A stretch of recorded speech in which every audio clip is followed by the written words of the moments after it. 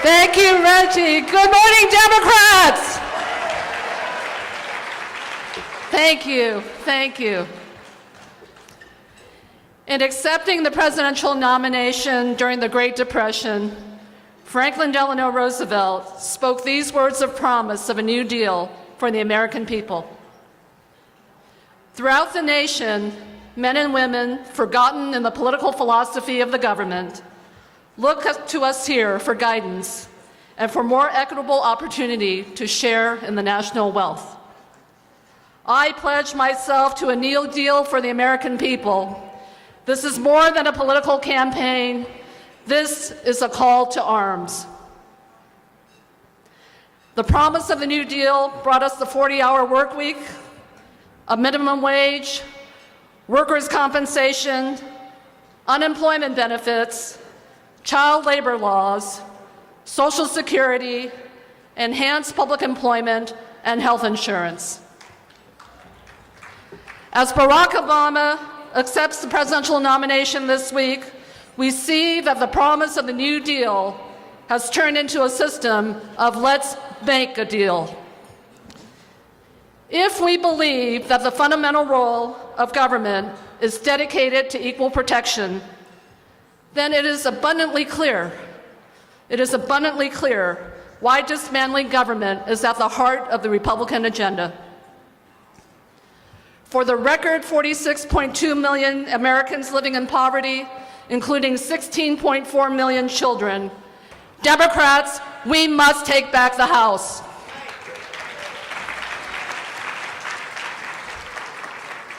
For the 4 million families who have been driven out of their homes by the big banks and who have joined the 17 million households who do not have enough food to eat each day, Democrats, we must take back the House.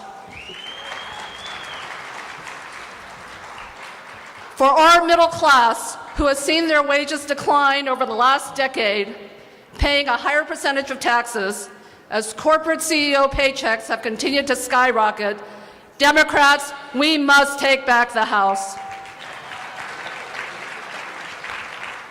For the over 6 million Americans aged 65 and older who have worked, who have saved, and now live in poverty because of high medical expenses, Democrats, we must take back the House. For the 11 million immigrants seeking a path to citizenship and the 1.4 million young people waiting for a permanent DREAM Act, Democrats, we must take back the House. For the 3/4 of graduating college seniors with more student debt than they can ever afford to repay, and for the 43% of millennials for whom a college education is out of reach, Democrats, we must take back the House.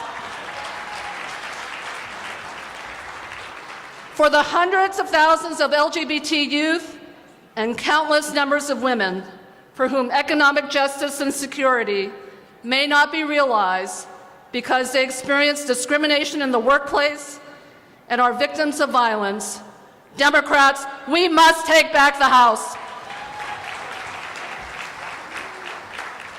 For the remaining 14.8 million American workers in union jobs who still pin their hopes on their unions to be advocates for all workers, Democrats, we not only must take back the House, we must defeat Proposition 32 so our sisters and brothers in labor may continue to give voice to the issues and concerns of working families.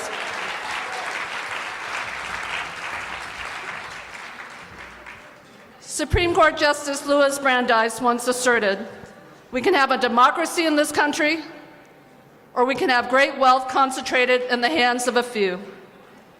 But we can't have both. We must take back the House so President Obama and Speaker Pelosi may continue to build on the over 3 million Americans kept out of extreme poverty through the extension of unemployment benefits. The 2.5 million young people who received health insurance directly as a result of the Affordable Care Act, and the over 7 million women who did receive publicly funded family planning services, and to support our veterans and their families in every way possible while they are abroad and when they return home. Fellow Democrats, this campaign is about repairing the social and economic fabric and renewing the American spirit rooted in identity, dignity, purpose, security, and hope. This is our call to arms in this most important election in our lifetime.